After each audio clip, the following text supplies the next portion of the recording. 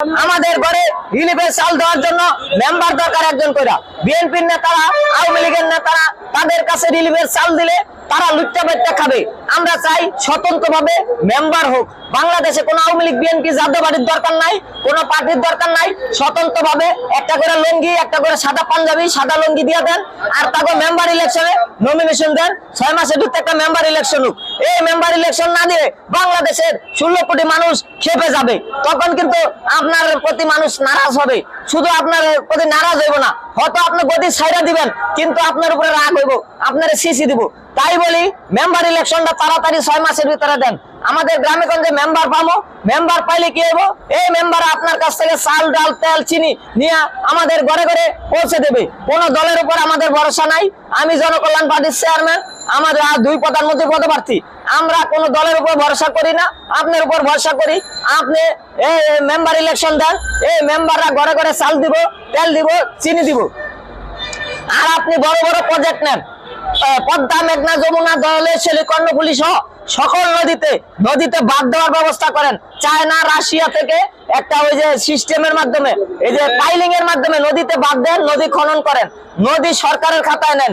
নদীতে বালু ব্যবসায়ীরা, বালুখোররা নদীটা নষ্ট করে ফেলাইতেছে। সব নদীতে বালু ব্যবসায়ী বন্ধ। সরকারি ভাবে জনগণ বালু নিব, বেসরকারি ভাবে কোনো বালু নিতে পারবো না। জেলার ডিসিরা বালুর প্রজেক্টে এরা মাতবুরি করব। এখানে কোন নেতাদের বালু প্রজেক্টের মাতবুরি চলবে না।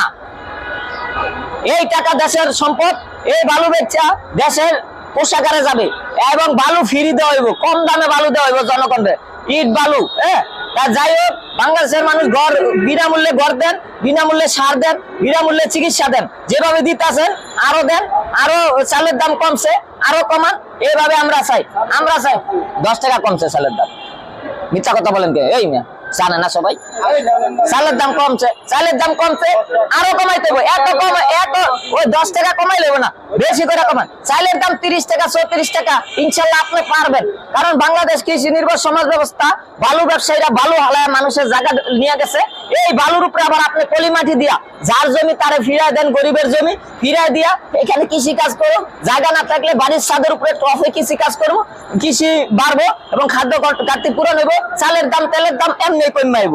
এখন দেখতেছি বাংলাদেশে অনেক কিছু অভাব পুরাইছে, বিদেশ থেকে টাকা ফেরত আইছে, এখন কাজ হইব, উন্নয়ন হইব। আমরা উন্নয়নের পক্ষে, আমরা কাজ চাই। কি সরকার আপনি ছাড়া কোনো সরকার নাই। আমরা প্রধানমন্ত্রী 2 পদপ্রার্থী, আমরা চাই জনগণের ভোটে প্রধানমন্ত্রী। এখন এমপি গো ভোটে প্রধানমন্ত্রী দেশটারে লুটটা পাট্টা জনগণের ক্ষতি করে দেওয়া যায়। এই হাসিনা, খালেদা, এরশাদ যেই বলেন এইসব নিয়ম বাদ দেন। আর বিপিনুরকে বলি, তুমি যদি এই বিএনপির সাথে গিয়ে খালি নির্বাচন করো, তোমার আর পায়ের তলায় মাটি থাকবো না। তুমি জনতার পাশে থাকো, ছাত্রদের পাশে থাকো। ছাত্ররা তোমাদের পাশে আছে, আমরা তোমাদের পাশে আছি। প্রধানমন্ত্রী নির্বাচন করবা ভালো কথা, একটু সময় নিয়ে করো। জামাতকে বলছি, আপনারা উল্টা পাল্টা করবেন না। ইসলামের লোক, ইসলামে ভোট নাই। আপনারা ক্ষমতায় বসাই দিব আপনাকে। টুপি মুপি পইরা, এই যে আজকে সকালে টুপি মুপি পইরা মিছিলে নামছি। আপনার লগে মিছিলে নামা যাবো। ইউনূস সাহেব 5 বছর থাকবো, 6 বছরের মাথায় জামাতকে ক্ষমতায় দিয়া দাড়ি দুড়ির একটা পাগড়ি টাগড়ি পইরা আপনারা ক্ষমতায় যাবেন গা। ইসলামী শাসন হইব বাংলাদেশে, অন্য কোন শাসন দরকার নাই। আজকে ডক্টর ইউনূস ভালো লোক, তিনিও ইসলামের পক্ষে, আমরাও ইসলামের পক্ষে। তার কথাবার্তা ভালো লাগে, জনগণ ভালো চায়।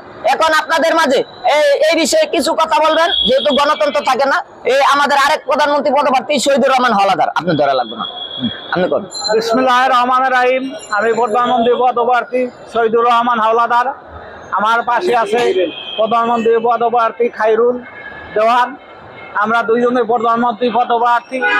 আমরা কোনো বৈষম্য চাই না, আমরা কোনো ভেদাভেদ চাই না।